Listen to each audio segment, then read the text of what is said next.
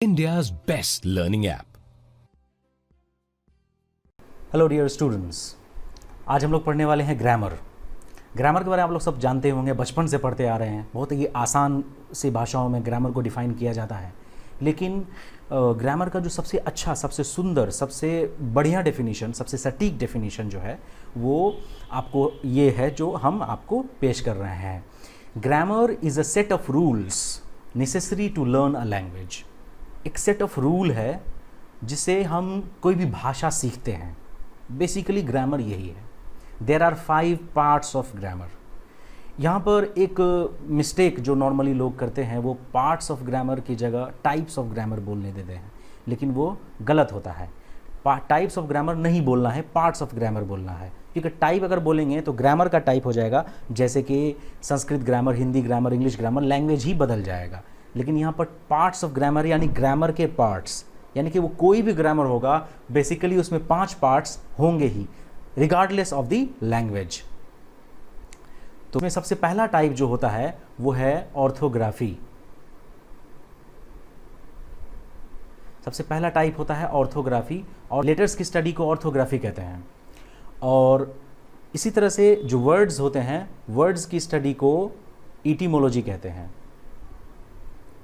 और इसमें ऑर्थोग्राफी में जो लेटर्स की स्टडी है, उसके एग्जाम्पल्स में अगर हम देखें तो वॉवल्स या फिर कॉन्सोनेंट्स, ये सारे जो हम लोग पढ़ते हैं बचपन में लेटर्स के बारे में, तो वो सारे के सारे आते हैं आपको ऑर्थोग्राफी में। और इटीमोलॉजी में द स्टडी ऑफ वर्ड्स, शब्द की पढ़ाई को इटीमोलॉजी कहते हैं। इसमें हम लोग parts of speech, noun, pronoun, adjective, verb, ये सब पढ़ते हैं जो ये होगा। और बाकी हाई लेवल के ग्रामर में हम लोग पढ़ते हैं मॉर्फोलॉजी या parts of speech, word formation, ये सब कुछ जो है ये आता है आपको इटीमोलॉजी में।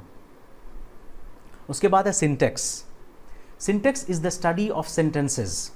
सेंटेंस की स्टडी को सिंटेक्स कहते हैं।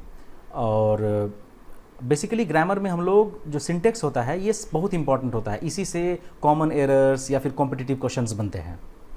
सिंटेक्स में tense, voice, narration, TG grammar, ना जो जनरेटिव ग्रामर होता है वो पढ़ाई होती है हायर स्टैंडर्ड्स में। लेकिन टेंस, वॉइस, नरेशन जो आपके स्टैंडर्ड में पढ़ाई होती है, ये सब सिंटेक्स का पार्ट होता है।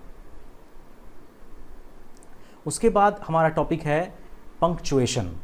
Punctuation is the study of correct usage of marks in the use of language, है ना। शब्द जब आप प्लेस करते हैं एक सेंटेंस में, तो कहीं कहीं पर आप सिंबल्स डालते हैं, कॉमा, सेमी कॉलन, है ना, full stop, question mark, sign of exclamation. तो इसके करेक्ट यूजेज, है ना, ब्रैकेट्स, इसको पंक्चुएशन कहते हैं, इस पूरी स्टडी को।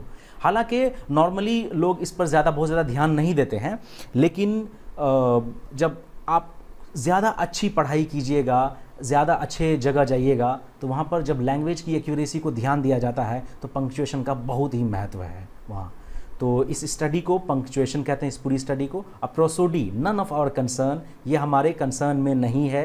Prosody is the study of poetry, है ना। पोएट्री कैसे लिखना है, शायरी कैसे करनी है, is the study of poetry, इसको प्रोसोडी कहते हैं। इसमें लैम्स, फूट, है ना, ये आपको समझ में नहीं आएगा। लैम्स नहीं, आयम्स, है ना, ये आपको समझ में नहीं आएगा फिलहाल, तो इसको समझने की बहुत ज़्यादा कोशिश नहीं करना। बस इतना याद रखना, स्टडी ऑफ पोएट्री को प्रोसोडी कहते हैं। ग्रामर में बस इतना ही। India's best learning app.